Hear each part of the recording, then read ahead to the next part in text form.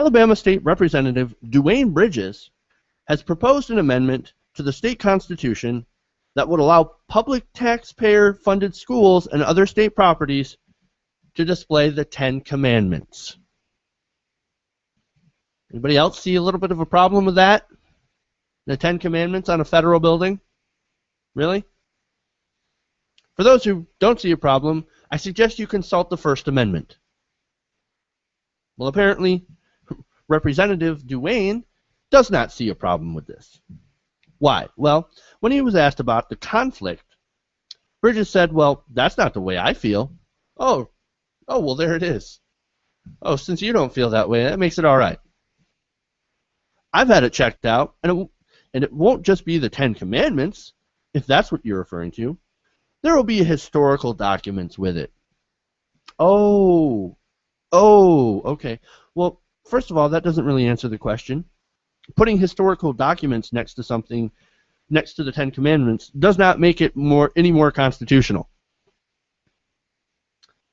So which historical documents anyway? If you're wondering, it was the Bill of Rights and the U.S. Constitution. But he obviously has not read the Constitution. So he's trying to pass this off as a historical document, not a religious document, which it obviously is.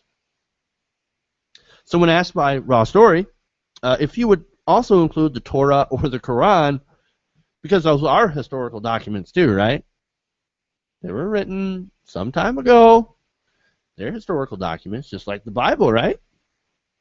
No, he told Raw Story that, no, you're wrong. Our country wasn't founded on the Koran or anything else. It was founded on godly principles. So that's what you need to put in there. Thank you. And he hung up. What a stealth dick move. First, by trying to post a religious document on publicly funded buildings in clear violation of the separation of church and state, and then by trying to pass it off as a historical document in a weak sauce effort to skirt the law. How weak sauce is this? You cannot endorse a specific religion.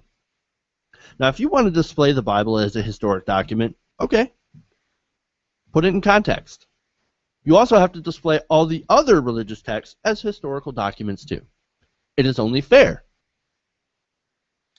That includes Judaism, Islam, Hinduism, Buddhism, hell, paganism, throw in Pastafarianism even. I'm actually kind of amused at the thought of having a giant, a federal building having a giant flying spaghetti monster painted on it. Fascinating. But hey, it's a historical document. It was written in the past. Pastafarianism. So People for the American Way director Drew Courtney had actually said something similar.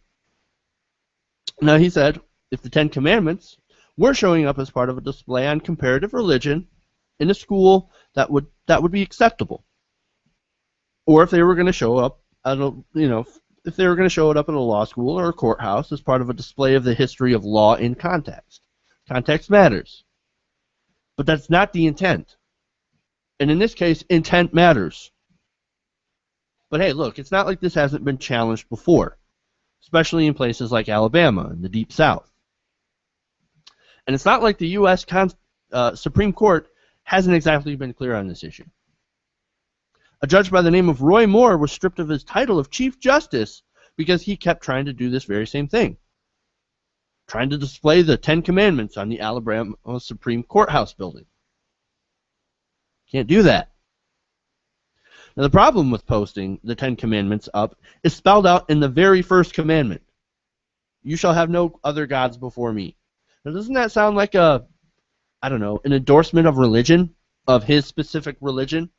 Now Dave Moscato from American Atheists has an explanation as to why they keep trying to do this. Because this guy knows that it's never going to pass. It's not going to pass constitutional muster, so why keep trying?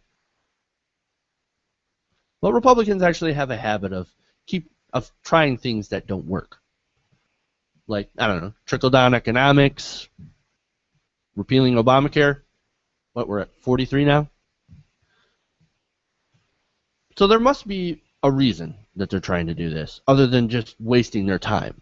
Well, Dave Moscato thinks that politicians like Bridges have made these challenges to federal law knowing that even though they won't go far, they can use resistance to the initiatives to whip up evangelical voters. Whip them up into a frenzy and feed into that sense of victimhood. This is what evangelical Christian voters like to see, says Moscato. See, Christians have this persecution complex. They want to be martyrs, but with nearly 80% of Americans identifying as Christians, there aren't any executioners in this country that are doing that for them. Now, a little bit of historical context. Now, Christianity started under the Roman Empire. And back then, there's no doubt that Christians were persecuted. That is, of course, until Emperor Constantine. But before him, much of early Christianity was actually filled with persecution. But that is no longer the case. That's not the case here. Christians have a lot of political power, and they don't want to lose it. So these fundamentalist groups, they love to play the victim, to play that victim card. We're being oppressed. War on religion. They're out to take God out of the country. It is an underhanded way to try and whip people up into a frenzy. It's pushing this imagined war on religion. Are we getting more secular? Yes. And maybe that's what's irritating these fundamentalist Christians. Or they're going to get to the point where they can no longer dictate policy. They are no longer on the top.